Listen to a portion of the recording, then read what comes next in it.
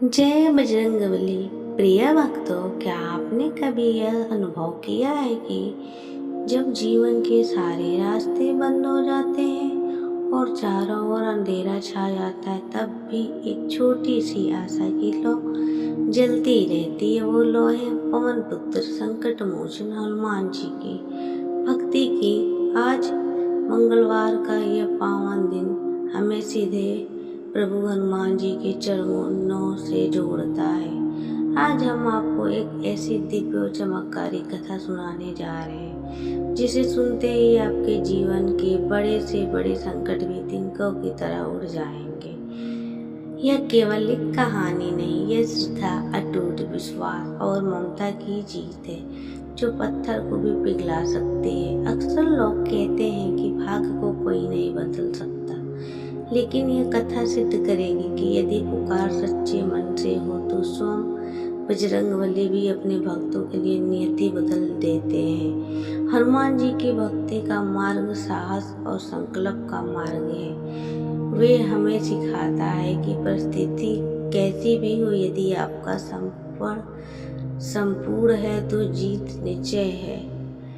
शास्त्रों में कहा गया है, हनुमान जी की कथा को कभी अधूरा नहीं छोड़ना चाहिए, क्योंकि अधूरी कथा मन में संदेह पैदा करती है और पूरी श्रद्धा से सुनी गई कथा प्रभु का आशीर्वाद बन जाता है। तो आइए अपने मन को एकाग्र करें, सांसारिक चिंताओं को छोड़ें और जय बजरंगबली की पवित्र उद्घोष के साथ इस दिव्य कथा का प्रारंभ करते हैं। प्राचीन समय की बात है।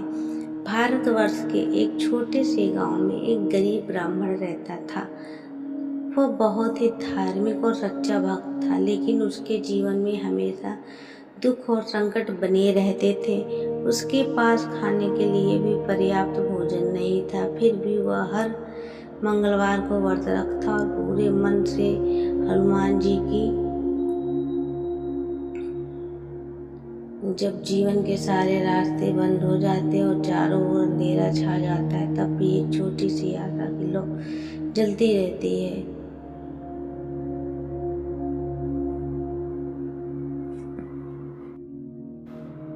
पूजा करता, गांव के लोगों का उसका मजाक उड़ाते थे, कहते थे कि इतनी भक्ति करने के बाद भी तुम्हारी हालात बदली है क्या।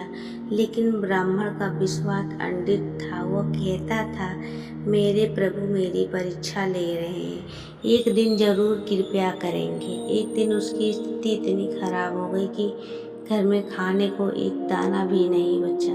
फिर भी उसने व्रत किया, छोड़ा। उस रात वह भूखा ही सो गया, लेकिन सोते समय भी उसने हनुमान जी का नाम लेना नहीं छोड़ा।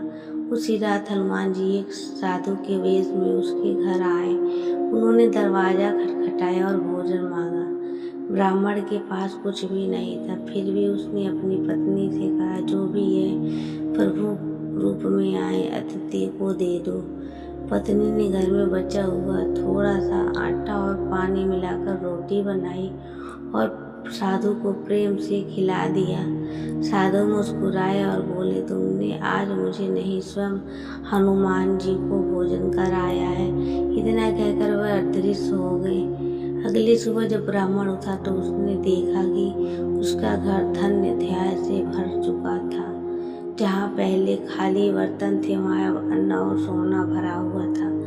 तभी उसने समझ गया कि वह साधु कोई और नहीं, स्वयं संकट मोचन महाबली हनुमान थे।